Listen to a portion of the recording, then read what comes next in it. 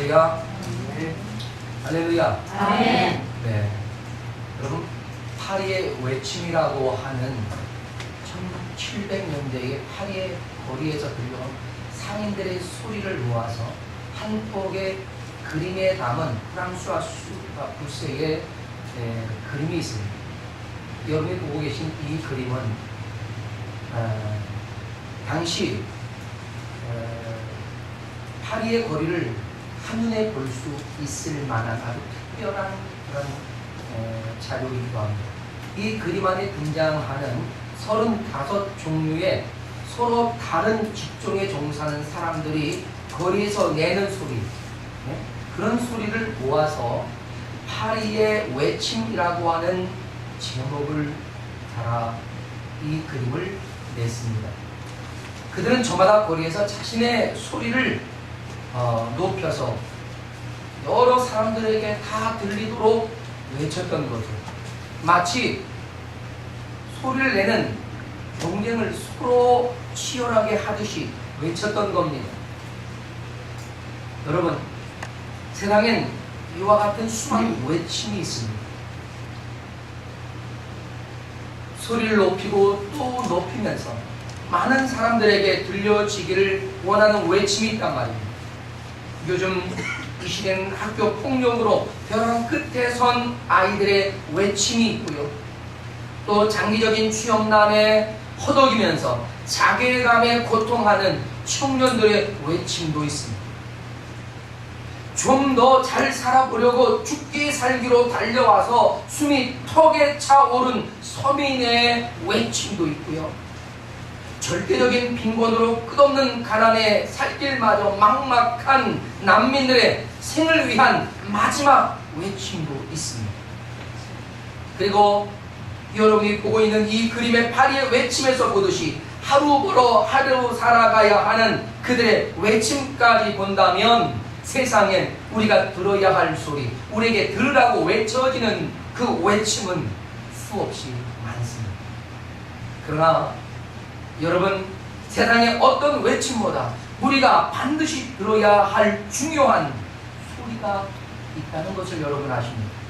그것이 오늘 광야에 외치는 자의 소리였습니다. 그 외침입니다.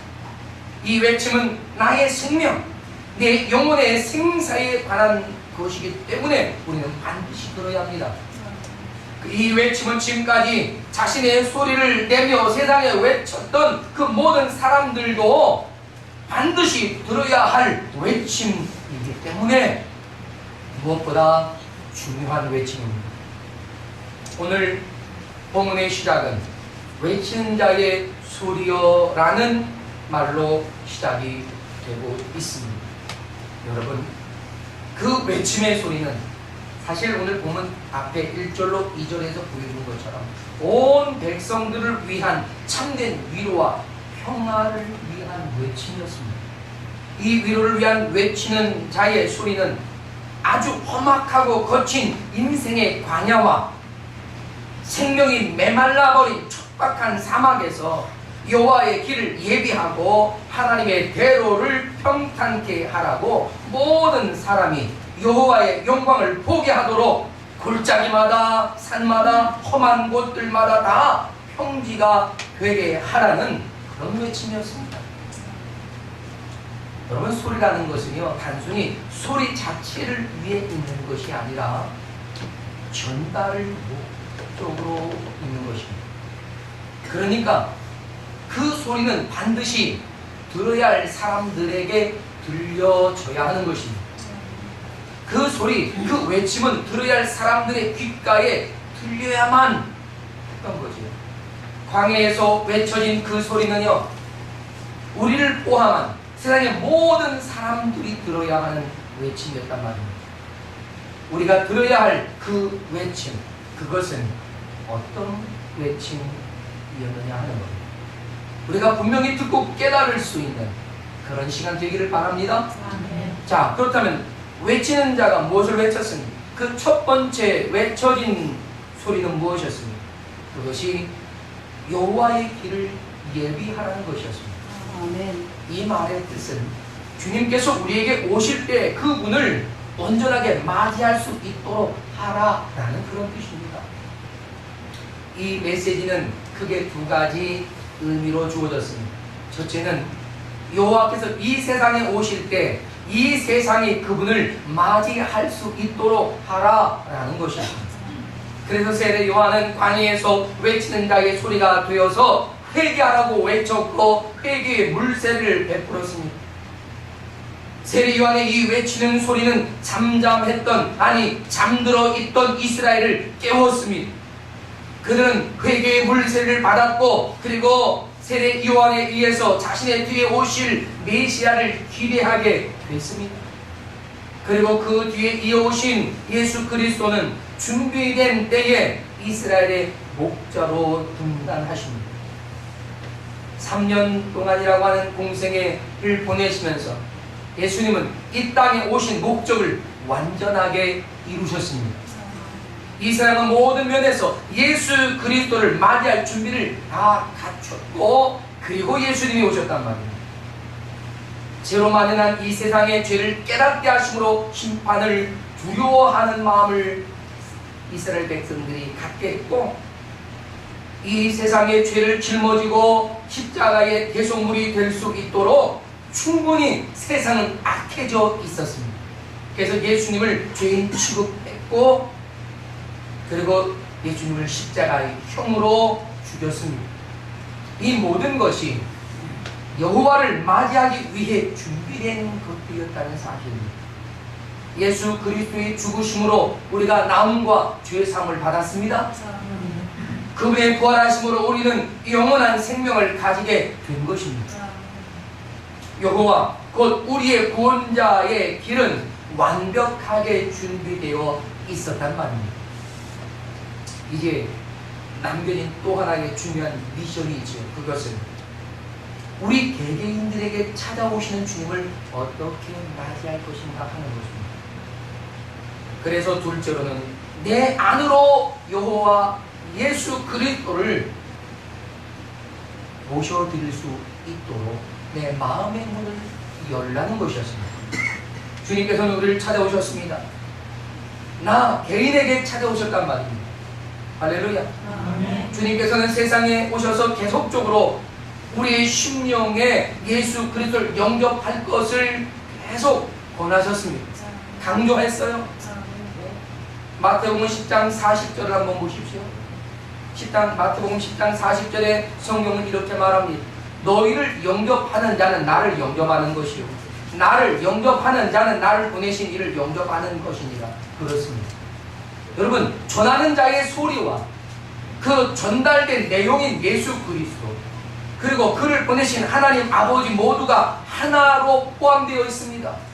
그 소리에 담겨져 있단 말입니다. 그 소리를 듣고 그 소리를 내 마음에 받아들이는 자, 믿는 자들에겐 예수 그리스도가 그 안에 예수 그리스도를 보내신 그 하나님도 그 안에 영접하는 것이다 라는 것이다.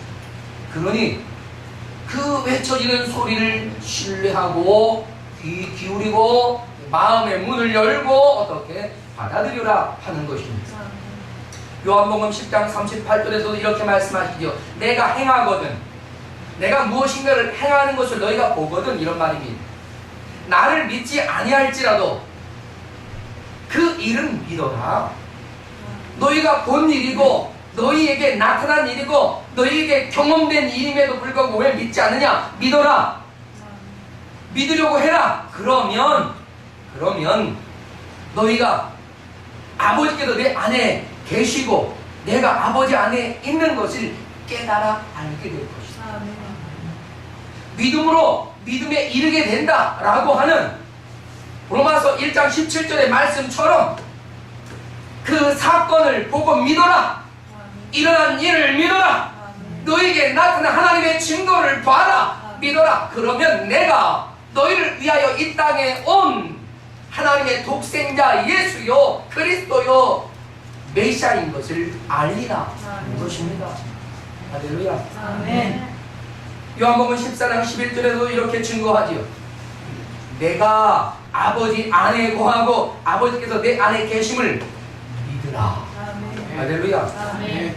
그러지 못하겠거든 행하는 그 일로 말미암아 나를 믿으라.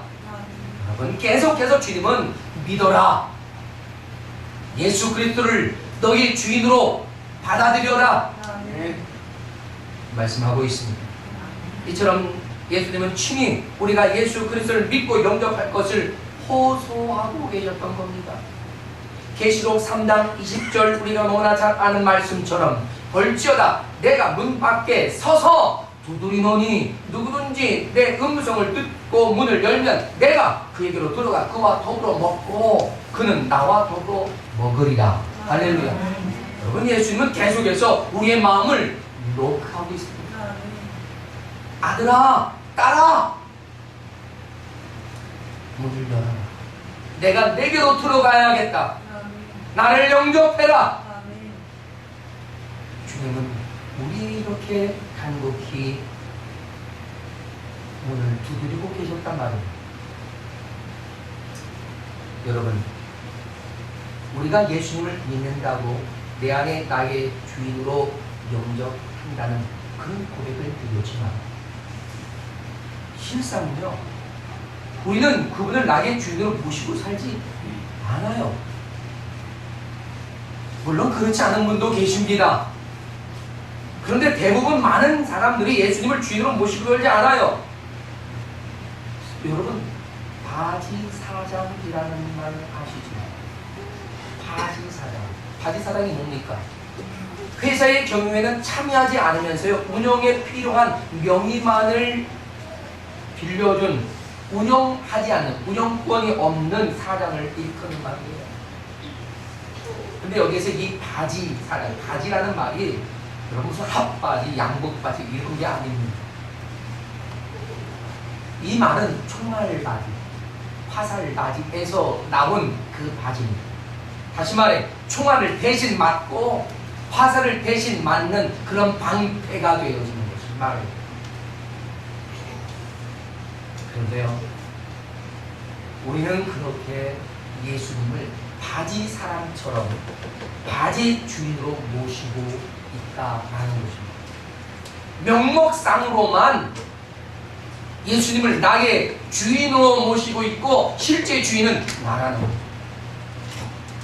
그런데요, 그래도 참 희한한 것은요, 우리 주님은 그런 바지 사장이라도 여러분이 여겨주기를 원하시더라고요. 원하세요. 네.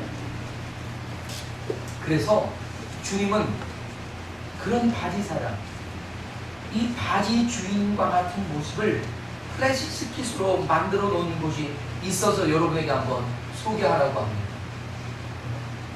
한번 보시겠습니다. 카메라로 이걸 잡으세요.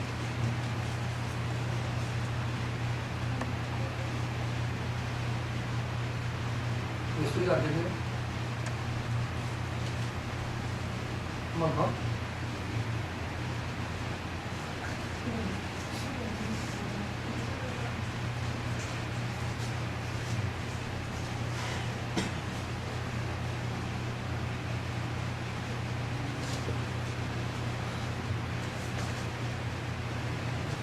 그럼 무슨 내용인지 그냥 보니까 알겠죠? 네. 여러분, 이 내용은 그런 겁니다. 우리가 예수님을 믿는다, 예수님 나의 주인이다 라고 하면서 내가 예수님을 지키고 보호할 그런 마음, 베드로가 내가 주님 내 목숨 다해서 지키겠습니다. 뭘 지켜요? 지키긴 도망갔잖아요. 우리가 다르지 않다는 얘기입니다. 오히려 예수님 우리를 지켜주고 계신 거죠. 우리에게 날아오는 모든 돌멩이들을 다 주님이 막아주시고, 이럴 리는 없지만 튄 조그만 돌멩이에 머리 한 대 맞아서 혹이 났다고 그냥 불평하고 왜 이러냐고 말이죠. 하나님 이럴 수가 있느냐고 말이죠. 그러는 거예요. 그때 주님이 얘야 미안하다, 조그만 돌멩이가 튀었나 보네. 올려다 보니까 예수님이 내게 나온 모든 환난을 대신 막아주고 계셨다. 나에게 날아오는 돌멩이를 바다 대신 받아주신 바지 주인이 되셨다 이겁니다. 아멘. 그런데 우리는 이것을 위해 예수님을 믿고 있는 것이 아닌가 하는 생각을 합니다. 주님을 바지 사랑처럼 모시고 살면서 온갖 위험에서 나를 보호해 주기 위해 주님을 내세우는 것. 물론 주님은 기꺼이 그 일을 하십니다. 그런데 우리는 그 일에만 주님을 내세우는 것이 아니냐 하는 거죠. 바지 사랑처럼 바지 주인님으로만 모시고 실제 내 주인은 나 자신 아닌가 하는 것입니다. 우리가 이 부분을 정직하게 돌아보면서 회개해야 되지 않을까 싶습니다. 주님은 주님의 생명으로 나의 생명값을 대신 지불하셨고 그리고 우리를 사셨습니다. 내 생명의 주인 되셨단 말입니다. 그 주인을 주인으로 영접하는 사람들에게 약속되어진 것이 구원이라는 사실을 여러분 아십니까? 이 사실을 인정하고 받아들여야 우리는 구원을 받는 것입니다. 오늘 외치는 자의 첫 번째 외침을 보십시오. 너희는 광야에서 여호와의 길을 예비하라 하는 것입니다. 어디예요? 광야입니다. 네? 우리가 예수님을 영접해야 하는 환경이 광야라는 것입니다. 광야가 어떤 곳이에요? 거친 땅입니다. 사람이 살기에는 정말 어려운 환경이에요. 어느 누구도 그런 환경에 살고 싶어 하지 않습니다. 이렇듯 우리가 우리 몸 하나 가누기 어려운 이런 이 세상에 우리의 구원자 예수님을 영접해야 한다는 그런 것입니다. 여러분, 우리에게 이거보다 더 급하고 소중한 것은 없어요. 주인으로 영접하는 것이 이렇게 힘들고 어려울 수 있습니다. 그러나 영접해야 합니다. 내 안에 있는 불의의 병기들이 많아요. 욕심, 불평, 불만, 화와 혈기 등등의 이런 불의의 병기를 우리 안에 가지고 있습니다. 이런 것들이 아주 거칠게 방해하는 그런 상황, 광야와 같은 그런 상황이죠. 이런 상황에서 우리는 예수님을 내 안에 영접하고 그 예수님이 나를 주장하심으로써 이런 거친 것을 평탄하게 만들어야 한다 하는 것입니다. 그건 작은 공사 아니에요. 그렇죠? 여러분, 헤롯 성경이 47, 8년 만에 세워졌다 하지만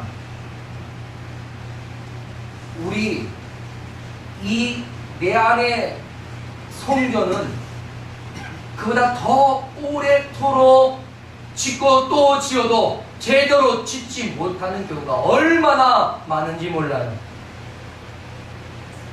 그래서 공사 중인 겁니다. 에베소 2장 20절, 22절에 보니까 내가 지금도 공사 중이라는 것입니다. 내 안에 하나님의 거룩한 교회가 지어져 가고 있는 것입니다. 우리 옆에 분에게 당신은 지금 공사 중입니다. 한번 여러분은 지금 공사 중입니다. 어떤 공사를 하라고 말합니까?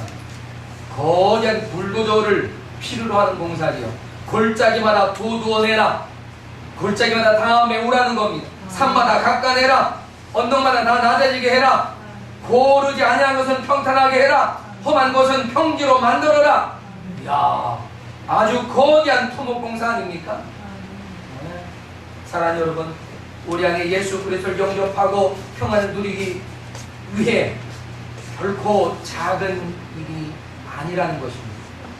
이렇게 되기까지 굉장히 고단한 과정을 거쳐야 할 수도 있습니다.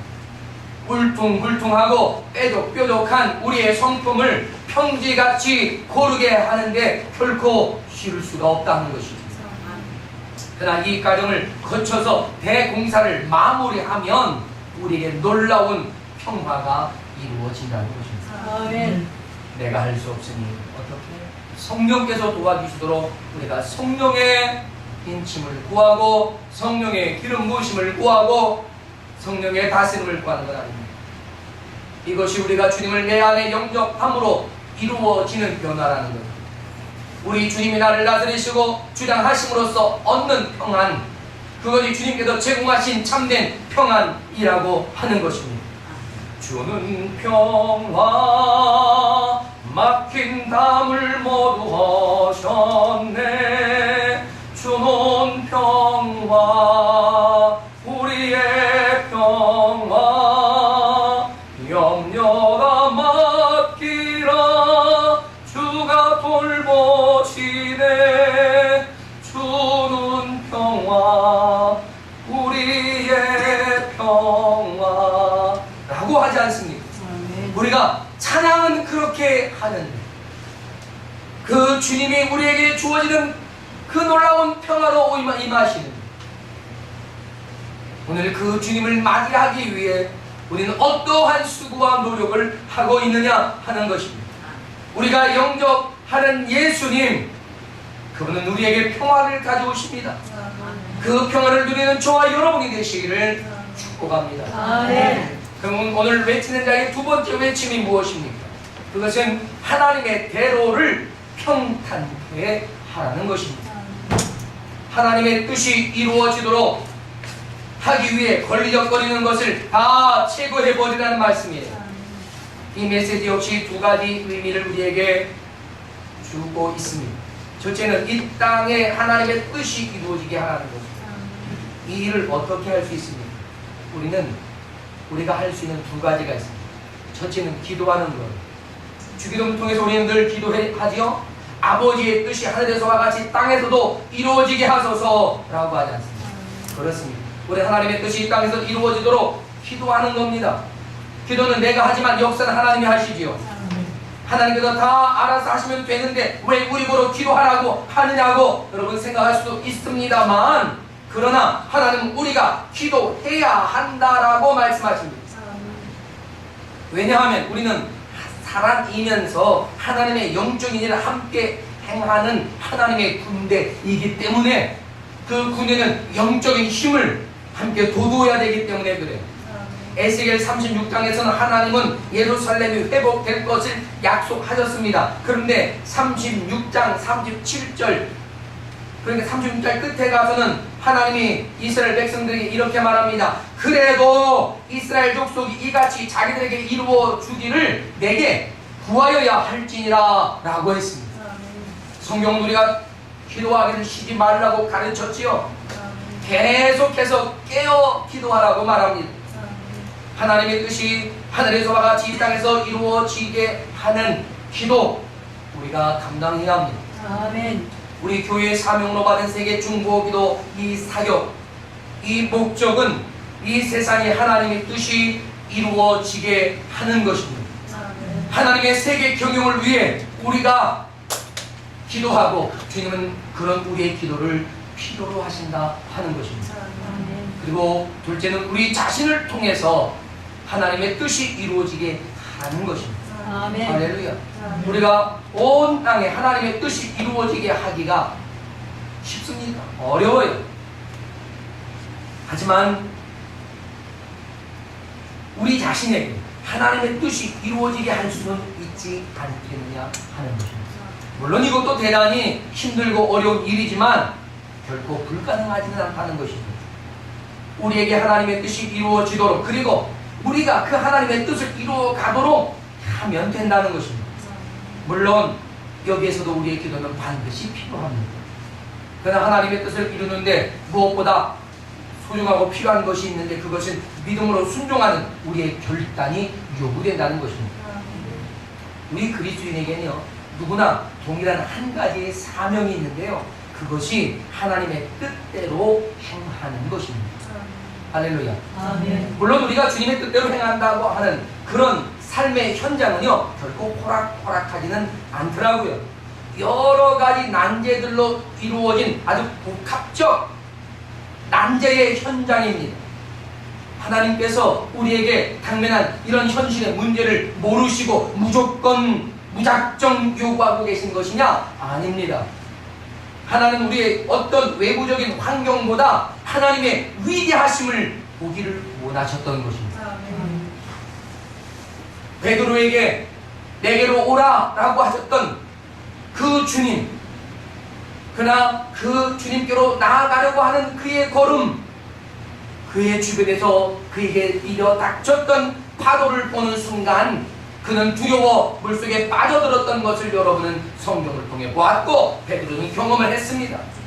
보지 마라. 뭘 보지 마라? 세상의 환경 보지 마라. 세상에 복잡하게 얽혀있는 저런 난제들 때문에 두려워하지 마라. 내 앞에 서 있는 나를 보라. 아멘. 주 예수를 보라. 이런 것이었습니다. 그래서 우리의 믿음의 눈을 열고 눈으로 바라보라는 것입니다. 사랑하는 여러분, 우리가 직면한 어떤 환경에서도 하나님의 뜻대로 행하는 것이 우리의 임무고 사명임을 아십시오. 지금 우리의 환경은 진실이 아닐 수 있습니다. 여러분을 힘들게 하고 어렵게 하고 고통스럽게 하는 이런 모든 것 진실이 아닐 수 있어요. 우리의 눈에 보이는 착시 현상일 수 있습니다. 마치 사막에 일어난 신기루와 같을 수 있단 말입니다. 어려운 환경일수록 우리는 믿음을 발휘해야 합니다. 아멘. 옆에 분에게 어렵습니까? 물어보세요. 어렵습니까? 그때가 믿음을 발휘할 때입니다. 할렐루야. 아멘. 그렇습니다. 여러분, 혹 우리가 어려운 환경에서 믿음을 발휘하지 못하고 세상적인 순리를 따라 선택한다면 우리는 기적이라고 하는 하나님의 손길을 기대할 수가 없어요.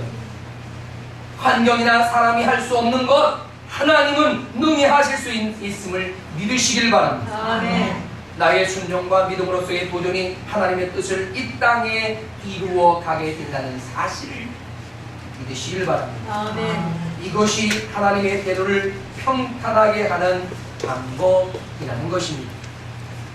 또한 셋째로 보니까 외치는 자의 세 번째 외침은 모든 육체가 하나님의 영광을 볼 것이라고 하는 외침이었습니다. 하나님의 은혜가 이 땅의 모든 사람에게 열려 있다는 것입니다. 실제로 예수님은 육신의 몸을 입고 이 세상에 오셨어요. 그리고 모든 사람이 볼 수 있었습니다. 예수님과 대화를 했어요. 예수님을 만져보았습니다. 그분의 자비로운 손길을 그들은 누렸습니다.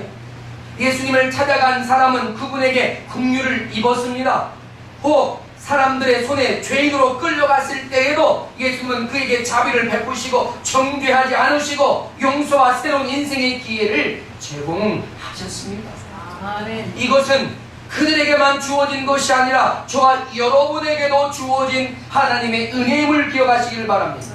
아멘. 우리가 어떤 실패를 했어도 주님을 의지하고 용기를 낸다면 우리는 지금 다시 시작할 수 있습니다. 아멘. 주님을 의지하는 사람들을 하나님은 결코 외면하시지 않았습니다. 주님은 절대로 외면하지 않는 한 가지가 더 있는데 그것은 죄에서 돌이키는 사람들에 대한 주님의 확실한 은혜를 베푸는 겁니다. 할렐루야. 주님께서 자신의 죄를 인정하고 그 죄사함을 요구하는 사람이라면 주님은 언제나 받아들여 주셨습니다. 아멘. 여러분이 잘 아시는 대로 어메이징 그레이스를 지은 존 뉴턴의 고백처럼 결코 용서받을 수 없는 죄인이 용서를 받았습니다 라고 하는 외침, 그 주님이 지금 저와 여러분에게도 같은 은혜와 사랑으로 용서하시고 은혜를 베풀고 계신 줄로 믿습니다. 아멘. 오늘 본문 이사야 40장 1절로 2절은 이렇게 메시지를 선포합니다. 너희 하나님이 이르시되 너희는 위로하라. 내 백성을 위로하라. 너희는 예루살렘의 마음이 닿도록 말하라. 그곳에게 외쳐라. 그 노역의 때가 끝나고 죄악의 사함을 받았느니라. 그 모든 죄로 말미암아 여호와의 손에서 벌을 배나 받았느니라. 그럼 이 말씀의 의미가 무엇이냐? 그들이 받아야 하는 걸 다 받았다. 죄값 다 지불되었다. 그래서 더 이상의 채무가 없다. 그러니 그들에게 이젠 평화가 주어졌음을 그들에게 알리고 그들이 위로를 받게 하라 라고 하는 그런 말입니다. 이 일이 예수 그리스도께서 십자가에서 이루신 그 위대한 일로 이 세상에 주를 믿는 모든 자에게 주신 하나님의 은혜임을 믿습니다. 아멘. 그래서 예수를 구주로 믿는 자마다 평화가 주어졌음을 알려주라는 거죠. 네. 우리가 예수 그리스도 안에서 새롭게 변화를 받았다면 우리가 회개하고 돌이킨 이전의 죄에 더 이상 사로잡혀 있을 이유가 없습니다. 하지만 여러분 명심하십시오. 그렇다 해서 우리가 잘못한 것이 없어지는 것은 아닙니다. 아시겠지요? 우리는 사람들에게 오해를 주고 있거나 또한 우리 스스로 오해하고 있는 것이 있어요.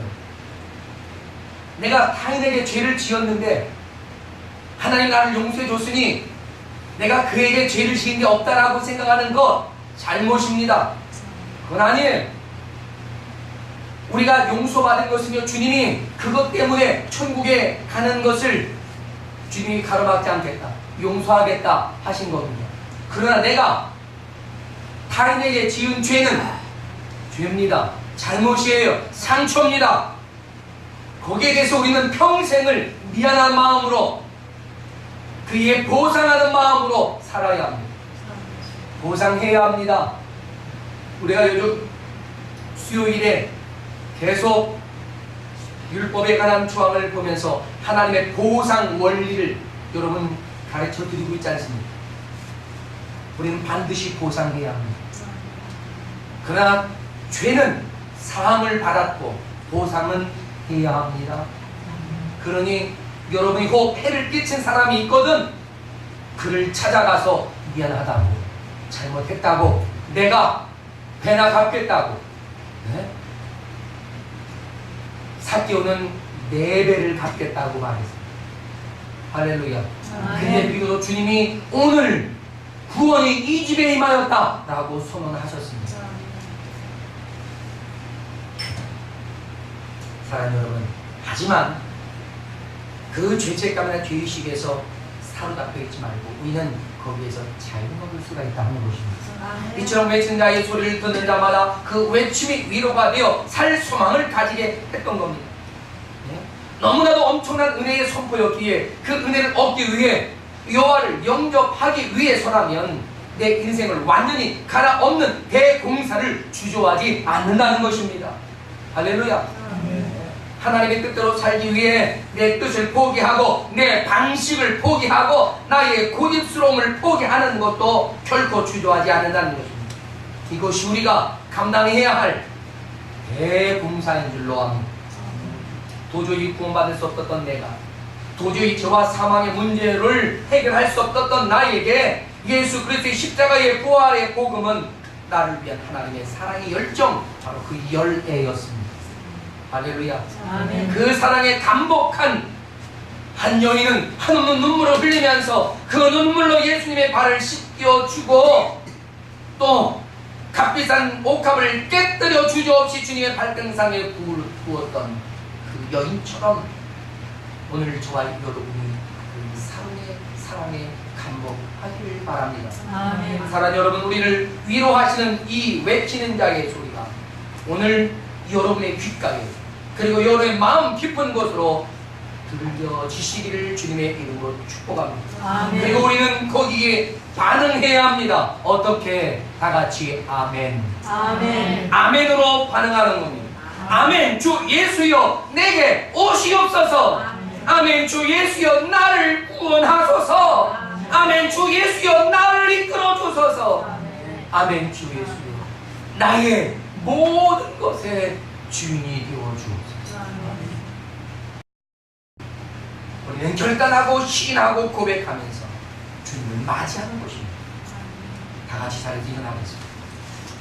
그리고 주 예수여 오시옵소서 고백하면 기꺼이 내 인생의 대공사를 시작할 수 있는 결단을 하고 주님의 말씀과 뜻대로 순종하는 마음의 용기를 주시도록 하나님의 은혜가 우리에게 오늘 이 시간 주어지도록 함께 기도하며 나아갈 수 있기를 바랍니다. 다 같이 기도하겠습니다.